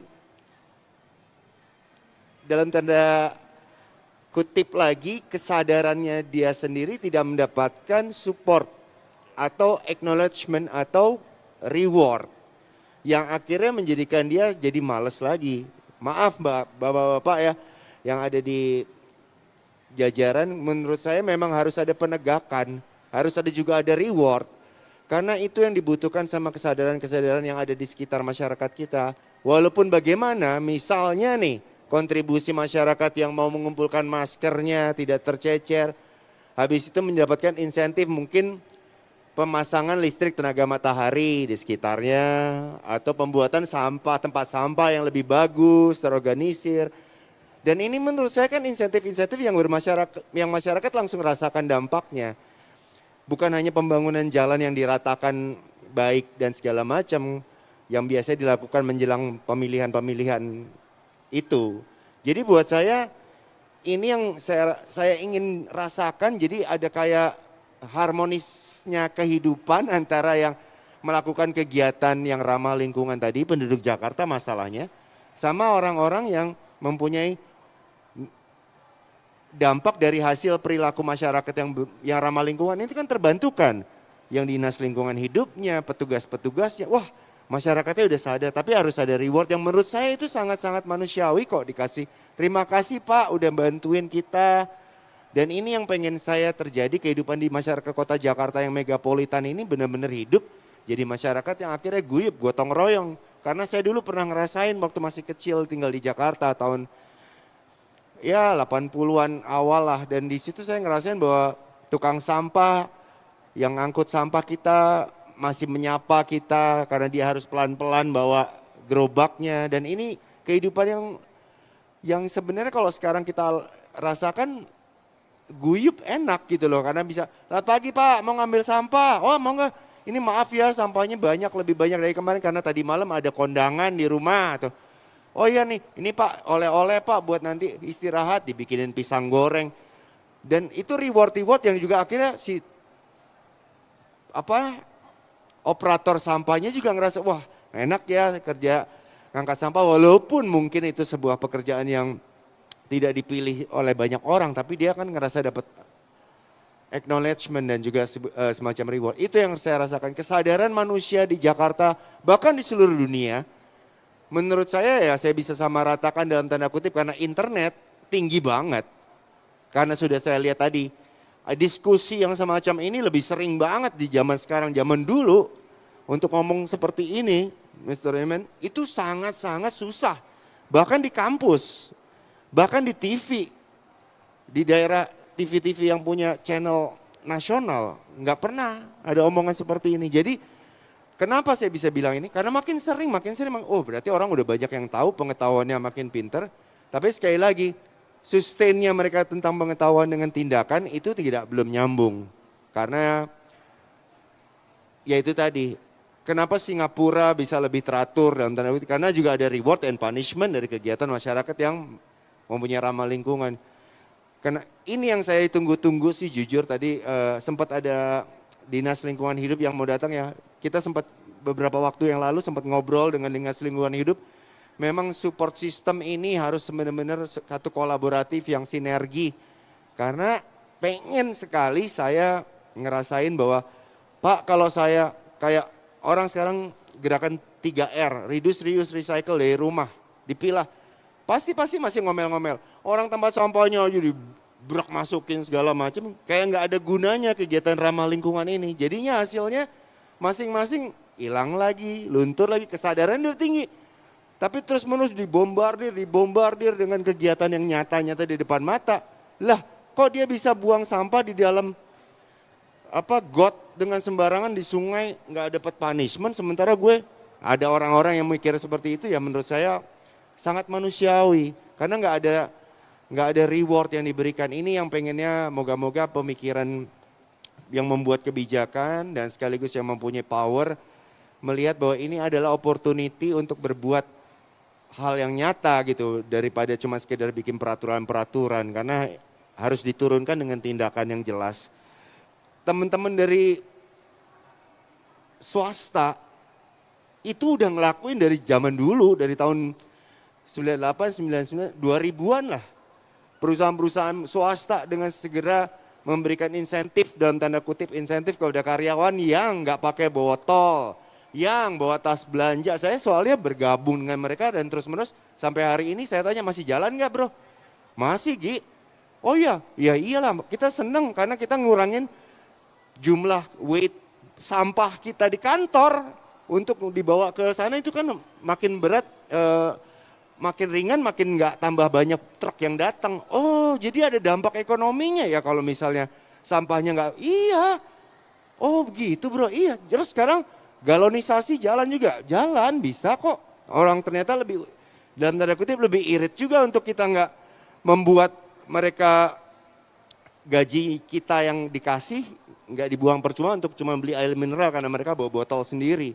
Dan ini kan ada dampak ekonomis yang akhirnya pelan-pelan terjadi. Dan ini yang pengen saya ajak teman-teman semuanya yang nonton maupun yang ada di sini bahwa memang kenyataan itu ada di depan mata kita, tinggal kita mau atau tidak.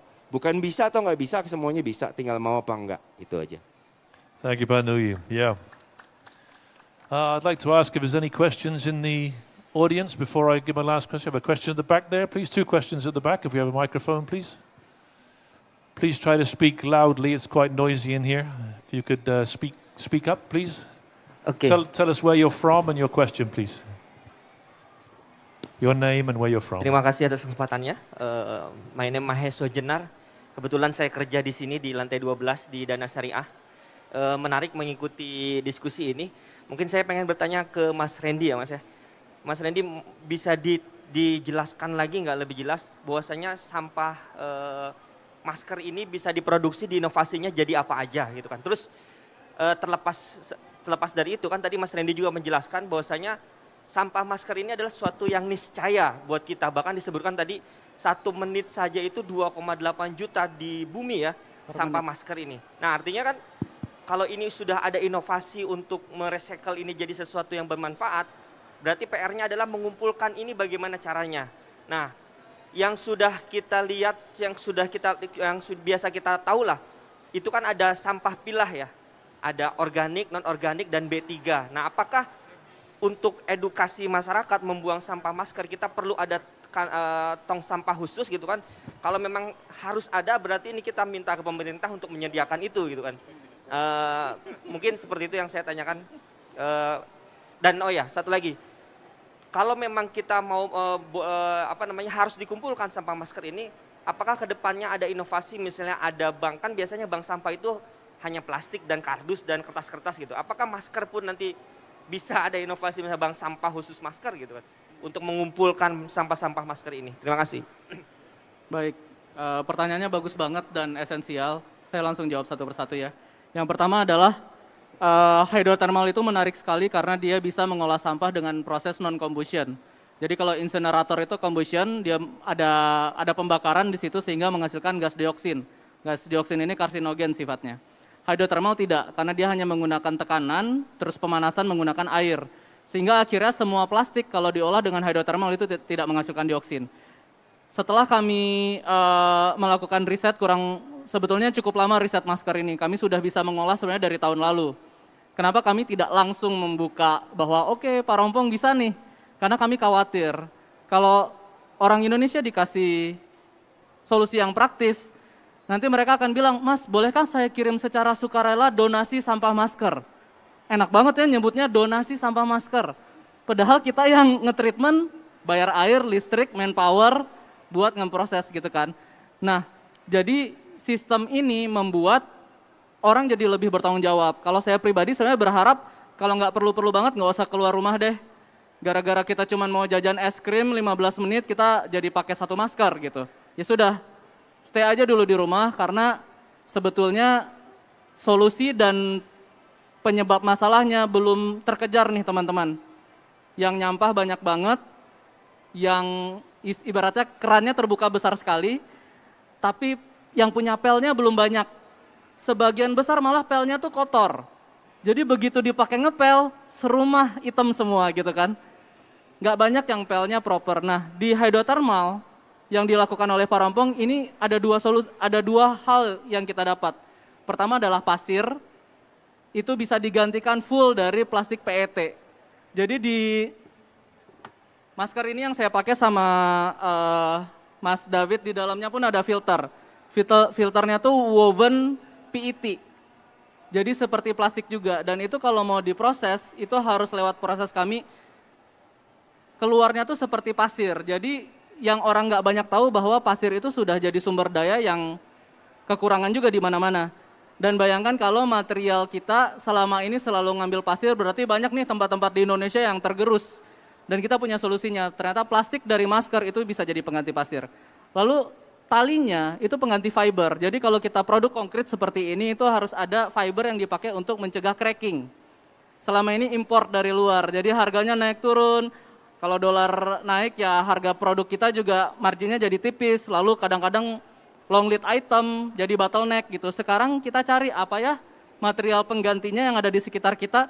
Ternyata fiber dari masker, fiber dari puntung rokok itu bisa jadi solusi. Nah yang kedua sebetulnya apakah kita perlu ada tempat sampah khusus? Karena ini ada potensi infeksius, sebaiknya semua orang mengolahnya masing-masing.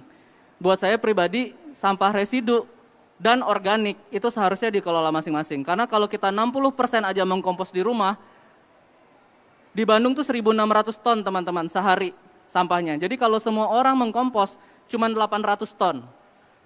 Lalu residual itu biasanya sekitar 10%, berarti ada 160 ton. Lumayan banget, hanya dengan mengolah residu kita sendiri dan mengolah organik kita udah mengurangi sampah banyak sekali. Tapi nggak semua orang punya hidrotermal, Mas Randy. Betul, makanya kalau tidak bisa kita olah, jangan dihasilkan sampahnya. Kalau kita tahu bahwa kita nggak punya teknologinya, jangan dihasilkan. Daur ulang itu sudah seyogianya memiliki nilai ekonomis. Tapi plastik masih paling tinggi nih sekarang. Jadi semua bank sampah kalau jumlah pengolahan plastiknya tidak sampai 60-70%, bank sampah itu dalam waktu panjang pasti nggak bisa bayar pegawainya. Itu kenyataannya di lapangan. Dan sampah jadi berkah itu sesuatu yang agak bahaya disampaikan karena orang tidak mengurangi. Buat saya pribadi saya nggak bikin perusahaan pengolahan sampah, kenapa? Karena kalau sampah kali rupiah, saya takut sampahnya selesai. Karena nanti saya nggak bisa bayar gaji pegawai saya.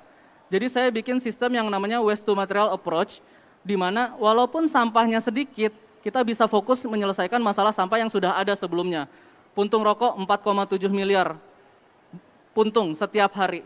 1 kilo itu sekitar 600-an puntung rokok. Asbak kami yang nanti akan jadi hadiah para speaker ini, satu asbaknya menghabiskan sekitar 400 puntung rokok. Jadi ketika dia dibawa ke sistem bank sampah, Mas, itu nanti malah ada implikasi-implikasi yang lain. Karena residual seyogianya memang hanya boleh dikurangi. Kalau terpaksa banget dipakai yang harus diolah. Tapi kalau diolah ya harus ada biaya yang keluar. Yang ketiga tadi pertanyaannya terkait dengan, apa ya terakhir, Mas? Terakhir apa ya? Ada yang ingat nggak? Bank sampah udah, terus yang tadi cara mengolahnya udah ya? Siap, jadi mudah-mudahan kebayang ya Mas ya, ini sulit sekali, nggak bisa dikerjain sendiri, makanya kita perlu coba terus sistem ini. Nggak apa-apa kalau misalnya ternyata kerasa kesadaran pun bukan solusi paling sempurna, it's okay. Tapi berarti kesalahan atau sesuatu yang kurang itu terjadi karena kita membuat keputusan. Kalau kita tidak membuat keputusan, jawabannya akan selalu no. Tapi kalau kita membuat keputusan, bisa berhasil, bisa enggak, jadi kita butuh dukungannya. Terima kasih banyak. Thank you, Randy. I'm afraid the passion and eloquence of our speakers has mean we've run out of time. So please do come and ask your question after we've finished. I'm sure the guys will be very pleased to answer. As I said at the beginning of this problem has not been caused by any one person. It's been caused by all of us over hundreds of years, the pollution and so on, and the waste problem in Jakarta. It's been caused by all of us together. And the only way we're going to solve the problem is by all of us working together. So I know it's very difficult for individuals, people watching maybe on YouTube and the people here, individuals, you think, well, what can I do? What can I do? I'm just a single person. Well, the point is, if you do your part and everybody does their part, then together we do a lot. And what you can do is you can go to your office, you can go to your boss on Monday morning and you can tell them about Kasan. And you can say, get involved. You can say, buy the bags. You can say, we'll all bring our masks. We'll all put our masks in the bag and we'll start the movement. And then hopefully the word will spread and things will get better. Like they got worse very slowly. They'll get better slowly, but at least they're getting better. You help me please thank our speakers today, Mr. Nugi Nugraha, Mr. Alistair Spears, Mr. David Christian, and Mr. Randy Aditya. Thank you all for being here. I hope if you're watching on YouTube, please tell your friends they can come and watch it again. It'll be there for everyone to watch in the future. Thank you very much. My name's Ayman. We'll see you next time. Thank you. Wow, let's give a round of applause for these great speakers and also the moderator, Mr. Ayman. Thank you. Please let me share some of my stories too. Sebenarnya saya juga I experienced the same thing like Mas Randy and Kak David juga dan juga Mas Nugi. I just start living in Jakarta like not even a year yet. I came from North Sulawesi Utara. Yang mana Sulawesi Utara ya kota juga, ada kotanya tapi tidak semetropolitan ya di Jakarta. Dan sangat masih adem, polusinya tidak parah di Jakarta, di ibu kota negara Indonesia. Jadi ketika datang di Jakarta itu, wah kaget juga, wah polusinya. Ya untuk staycation, vacation masih aman. Tapi untuk tinggal dalam jangka waktu yang lama sangat sulit. Dan saya berkesempatan sebenarnya bulan lalu juga nginap di Baduy, Banten, yang mana suku Baduy ini mereka tidak ada kendaraan di dalam, semuanya jalan kaki, nginap di sana, no electricity, and it's really amazing there, benar-benar adem, the nature, it's really great, dan juga kemarin baru sampai di Jakarta dari Kalimantan, yang mana kita tahu Kalimantan or Borneo ini adalah salah satu di dunia yang memiliki the largest tropical rainforest in the world, so it's really amazing there, yang mana kita benar-benar nggak peduli lagi polusi, benar-benar adem, dan this is really amazing. Saya rindu bisa memiliki pengalaman seperti itu ketika tinggal di Jakarta juga. Jadi saya sangat-sangat apresiasi, sangat keren sekali, kita harus mendukung kegiatan-kegiatan program seperti ini. Kita berikan tepuk tangan sekali lagi. Saya juga sebenarnya latar belakangnya jurnalis, wartawan. I'm a journalist. Jadi biasanya ya, cus, komentar-komentar ke pemerintah terkait hal-hal ini. Biasanya juga di Sulawesi Utara saya menjembatani juga komunitas-komunitas. Saya senang komunitas-komunitas bank sampah dan juga yang terkait lingkungan dengan pemerintah. Jadi ini sesuatu yang sangat-sangat keren sekali dan butuh dukungan kita semua. Ini sangat keren dan ini bukan cuman untuk kepentingan 1-2 orang, tapi kepentingan kita semua karena bumi ini adalah milik kita semua, bukan cuman milik 1 orang, bukan cuman tanggung jawab 1 orang, sampahmu tanggung jawabmu, sampahku tanggung jawabku. Jadi ini sangat-sangat perlu untuk kita lanjutkan. Dan Bapak Ibu Saudara, untuk itu saya akan kembali memanggil Bapak Sona Maesana, Bapak Randy Aditya Wahid masih di sini, juga ada Bapak Alistair, Bapak David Christian, dan juga Mas Nugi. Kita di sini akan bersama-sama menandatangani pernyataan komitmen bersama untuk proyek Kesan, Kresek Kesadaran. Ini adalah komitmen statement terkait dengan proyek Kesan yang akan ditandatangani oleh our great speakers, dan juga Bapak Sona Maesana selaku Ketua Umum HIPMI Jaya. Akan diawali dari, silakan dari Ketua HIPMI Jaya, kemudian dilanjutkan oleh Mas Randy dari Parongpong Rolab, kemudian juga dilanjutkan lagi oleh Mr. Alistair, dan kemudian Kak David, dan last but not least, of course, Mas Nugi.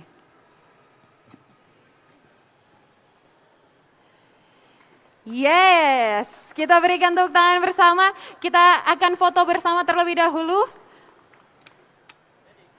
Bapak-bapak silakan untuk menunjukkan komitmen statement Proyek Kesan, Kresek Kesadaran. Inilah Proyek Kesan, Kresek Kesadaran.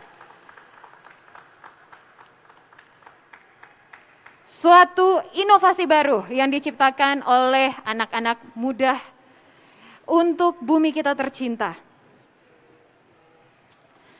Terima kasih Bapak-bapak.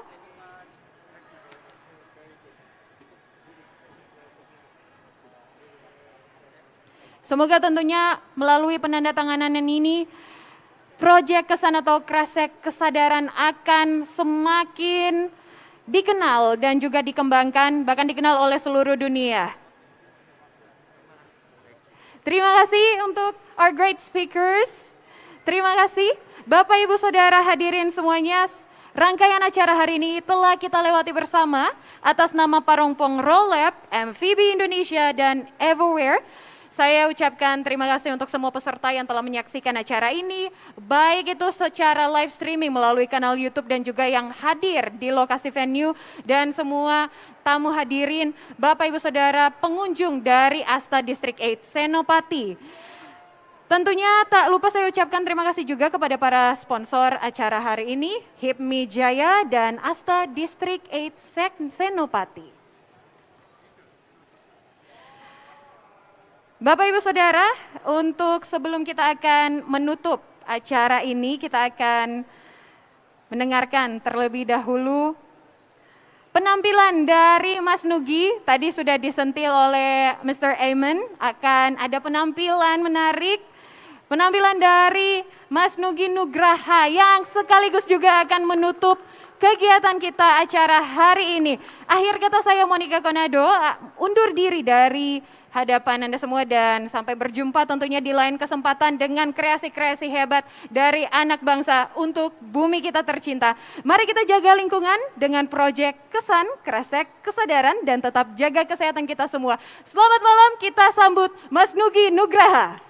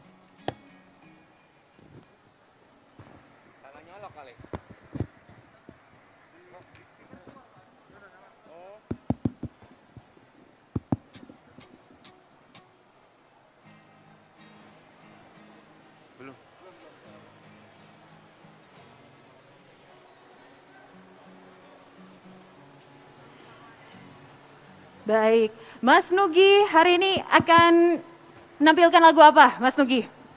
Hari ini dadakan, ini dadakan live sebenarnya karena tadinya cuma ngobrol-ngobrol tapi ternyata saya ada panggilan untuk menyuarakan tentang apa yang saya tanyain tiap hari, judulnya Bumi.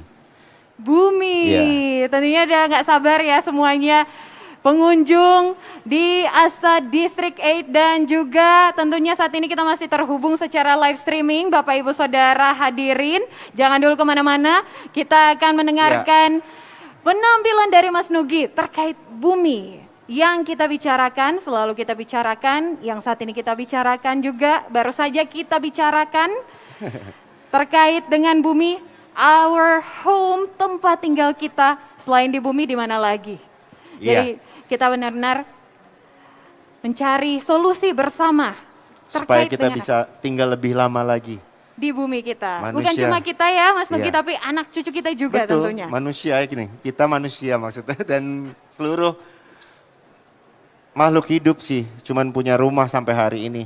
Mungkin Elon Musk udah bikin penerbangan SpaceX mau ke arah luar angkasa, tapi saya yakin belum bisa dijawab dengan gampang. Itu akan bisa terjadi kapan, karena sekarang yang ada itu yang paling penting kita jaga. Yes, setuju sekali dan juga tentunya yang saya selalu pegang juga, yang saya percayai juga bahwa kita menyebut Earth sebagai our Mother Earth, ibu bumi kita, karena bumi itu sama seperti ibu kita yang menjaga kita, merawat kita, dan lalu ketika ibu kita merawat kita, our Mother Earth takes a good care of us, apa yang harusnya kita sebagai seseorang manusia yang telah menerima perawatan-perawatan dan juga kasih sayang dari bumi ini, apa yang harus kita balaskan, apa yang harus kita lakukan?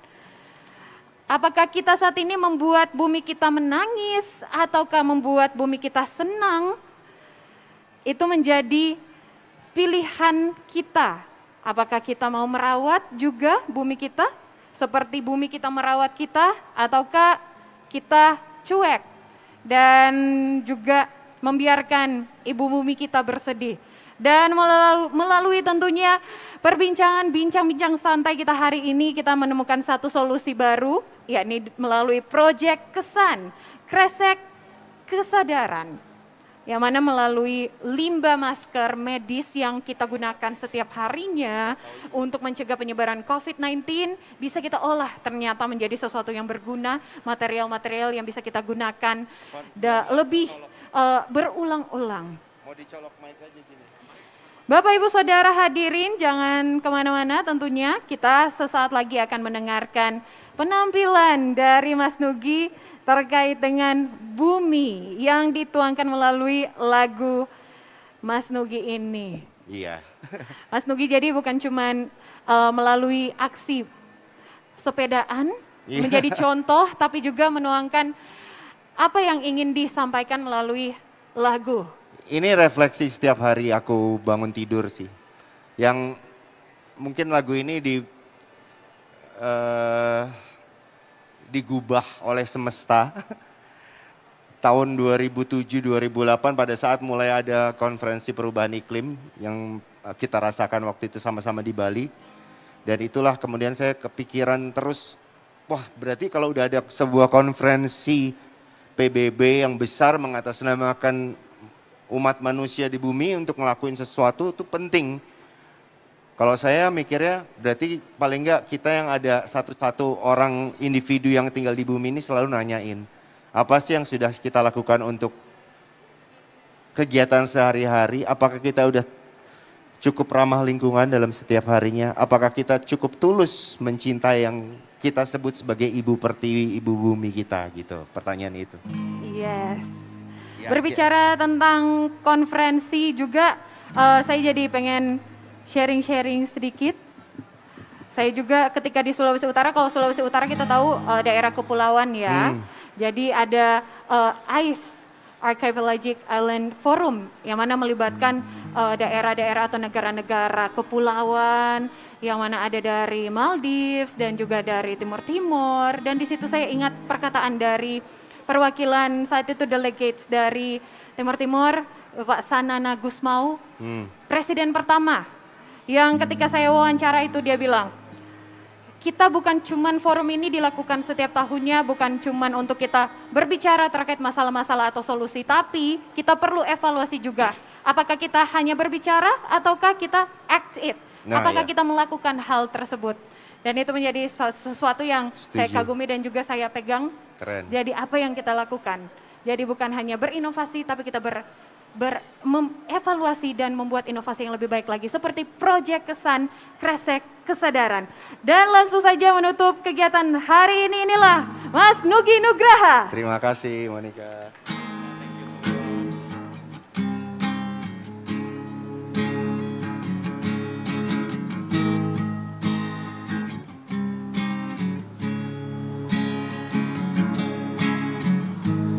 dan melayang daun-daun yang mengering di negeri ini. Tampak hitam mata air yang mengeruh di negeri ini. Oh, di mana letak kejayaanmu? Di mana gerangan jiwamu? Apa yang telah kulakukan hingga kau tak lagi berseri? Apa yang telah kulakukan? Tak cukup tuluskah cintaku kepadamu? Bumi, oh, oh, oh.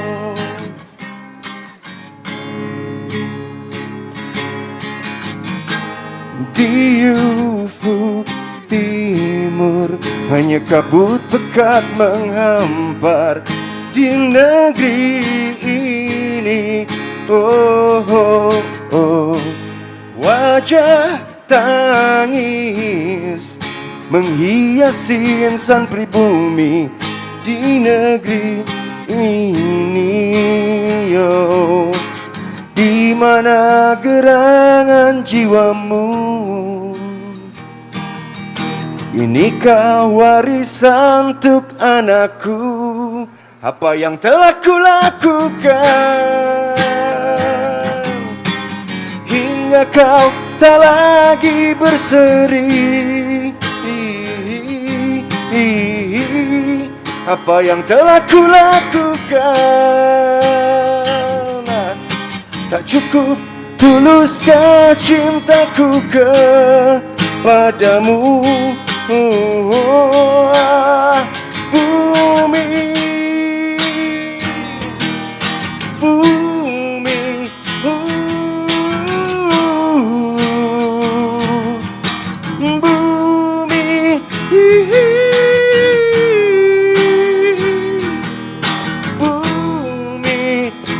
bumiku, bumi pertiwi. Oh, oh, oh, oh. Apa yang telah kulakukan hingga kau tak lagi berseri? Hey, yeah, yeah, yeah. Apa yang telah kulakukan? Tak cukup tuluskah cintaku kepadamu? Oh, oh. Apa yang telah kulakukan hingga kau tak lagi berseri? Hey, yeah, yeah, yeah. Apa yang telah kulakukan? Tak cukup tuluskah cintaku kepadamu? Oh, oh, bumi,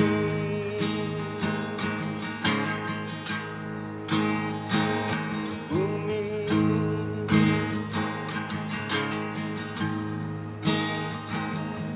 bumi.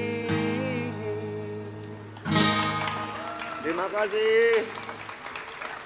Mati. Makasih.